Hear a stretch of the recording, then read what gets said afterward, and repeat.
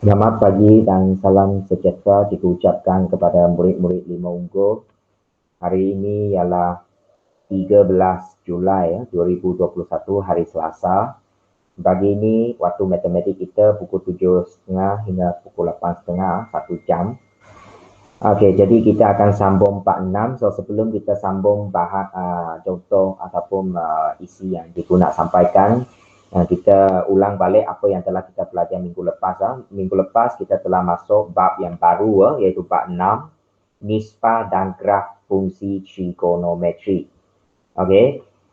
So di sini kita akan belajar fungsi trigonometri lah.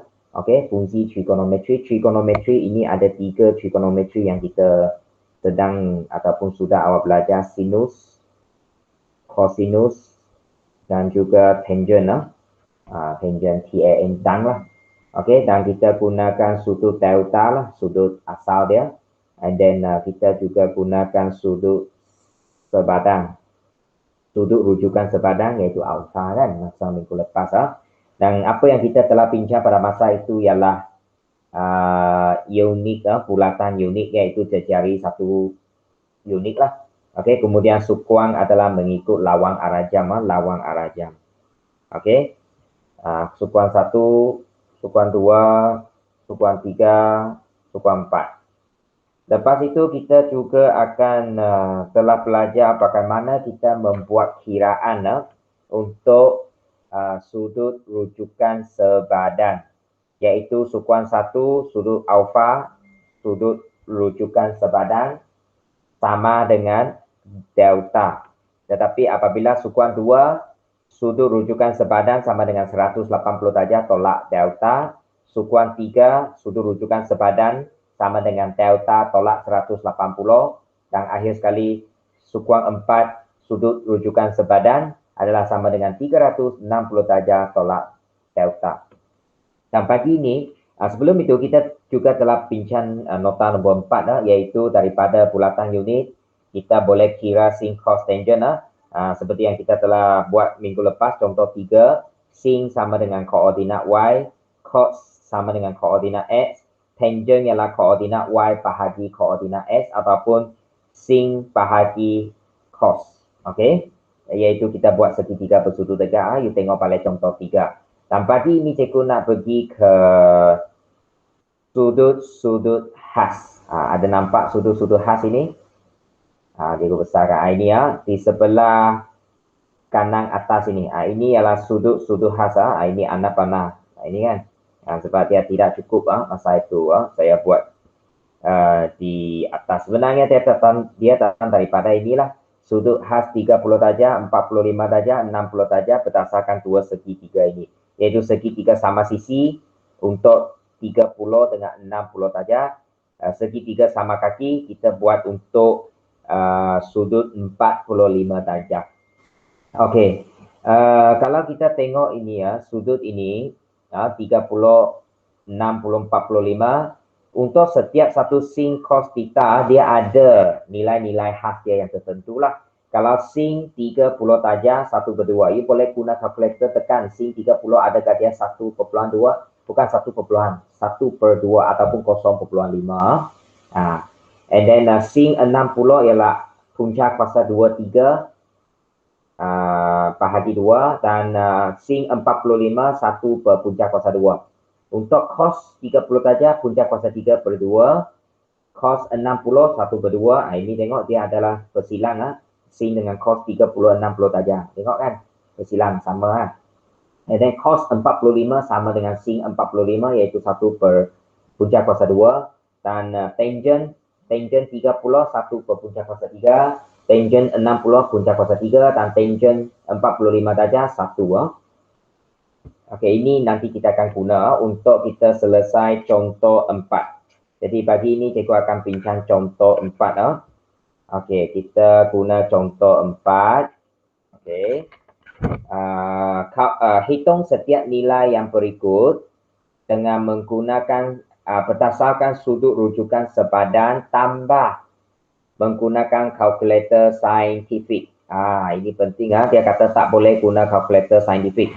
Okey, jadi ini langkah dia lah. kita kena tengok dia sukuan mana. Contohnya sin 150 sukuan 2.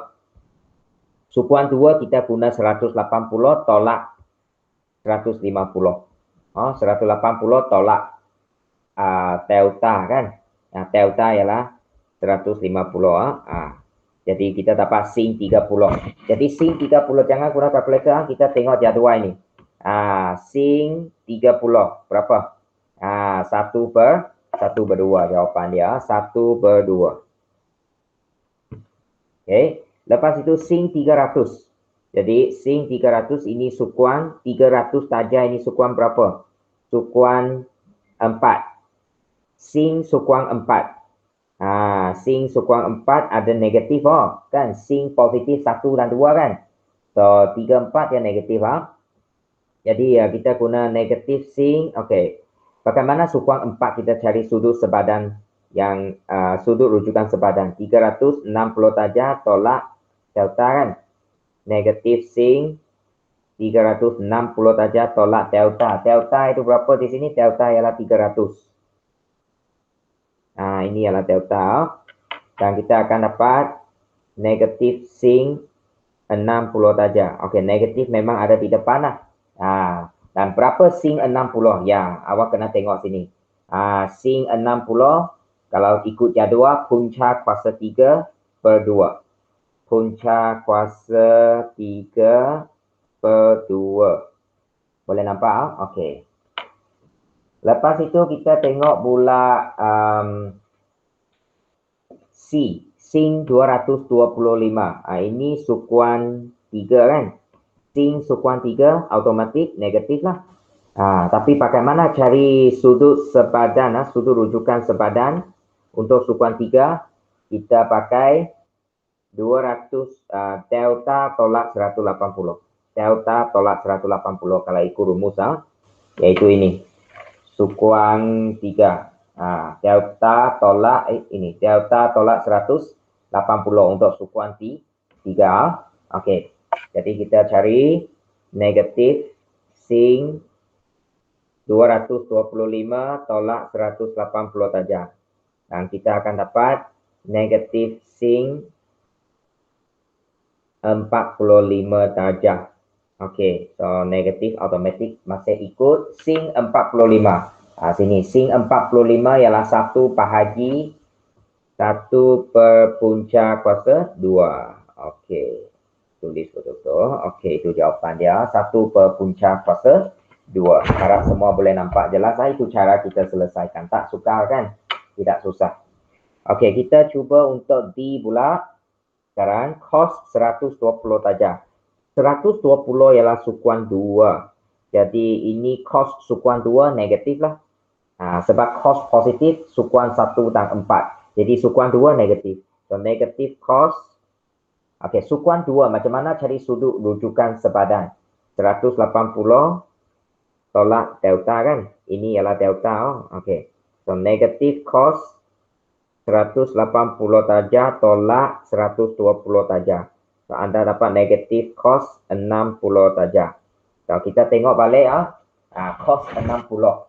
Cos 60 ialah apa? Cos 60 ialah 1/2 ada. Ini 1/2 cos 60 saja 1/2.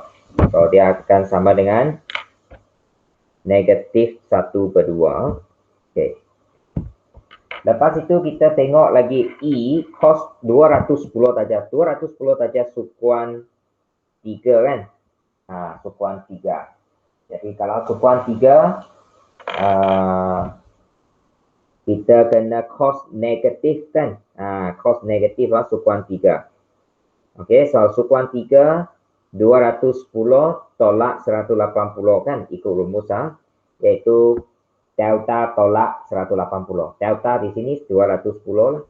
Okay, negatif cos 30 saja. So kita kena cari negatif masih di depan. Cos 30 berapa? Cos 30. Cos 30 kalau ikut jadual di sini cos 30 punca kuasa 2 punca kuasa 3 punca kuasa 2 bahagi 2. Okey. So, punca kuasa 2 bagi 3 bahagi 2. Ada negatif di depan, jangan lupa. Yang akhir sekali, Kita tengok kos sekali lagi, sukuan berapa ni? 315 saja. 315 saja sukuan 4. Sukuan 4 kos positif. Okey, so ini 360 tolak 315 iaitu 360 tolak delta. Okey, so kita dapat kos 45 darjah. Okey, so positif kos 45. Kos 45 sama dengan sin 45 iaitu 1 bahagi punca kuasa 2. 1 bahagi punca kuasa 2. Okey. Boleh ya? Okey, kita sambung lagi untuk G. Okey, untuk G ya. Alright, so ini tangent 135. Ini sukuan 2 135, tangent dia sukuan 2 negatif. Automatic negatif. Sukuan 2 tangent adalah negatif. So tangent 180 tolak 135 iaitu 180 tolak delta. Itu untuk sukuan 2 cari dia punya sudut rujukan sepadan. So negatif tangent 45. Okey, negatif masih ikut lah. Okey, sekarang tangent 45 senang. Tangent 45 ikut jadual di sini. Tangent 45 ialah 1. Okey, sangat senang. Negatif 1. Okey, lepas itu kita cuba buat yang H. Tangent 240. 240 ialah berapa? Sukuan 3 kan? Okey, jadi tangent sukuan 3 positif. Sebab tangent positif sukuan 1 dan 3, so positif. Okey, kalau positif bagaimana cari? 240 tolak 180. Ini untuk cari sudut rujukan sepadan. So dia tinggal tangent 60 saja. Okey, guna jadual tadi, rujuk jadual tadi yang bukan surat 1 punya, tangent 60. 60 ialah punca kuasa 3. Punca kuasa 2, 3 punca kuasa 2. Itu dia. Senang. Yang akhir sekali kita ambil yang tangent 330 saja. Ini sukuan 4. Sukuan 4 tangent negatif automatik. So tangent sukuan 4 360 tolak 330. Ikut rumus lah. Okay, tangent negatif tangent 30 saja. Negatif masih ikut. Okey, sekarang tangent 30. Tangent 30. Ada di sini. 1 bahagi punca kuasa 3 punca kuasa 2. 1 bahagi punca kuasa 2 bagi 3. So, itu jawapan dia. So, ini jawapan untuk A, B, C, D, E, F, G, H, I ya. A sudah ada sebenarnya lah. B, C, D, E, F, G, H, I. Okey, G, H, I. Jadi itu sahaja untuk pagi ini ya. Awak mengambil gambar untuk contoh 4 sahaja. Ambil bahagian ini saja. Satu murid, satu gambar. Siap 8.30 hantar kepada grup. Deal dia 8.30 pagi ya. 8.30 pagi. Dan jangan lupa esok hari Rabu kita ada Google Meet. Google Meet 9.45 pagi. 9.45 pagi ya. Okey, kemudian kita akan link dia sama seperti minggu-minggu lepas lah. Okey, so itu sahaja untuk perbincangan kita pada pagi ini. Harap semua murid boleh faham. Kalau tak faham, tolong tanya kemudian. So itu sahaja daripada cikgu pada pagi ini. Sekian, terima kasih. Bye-bye.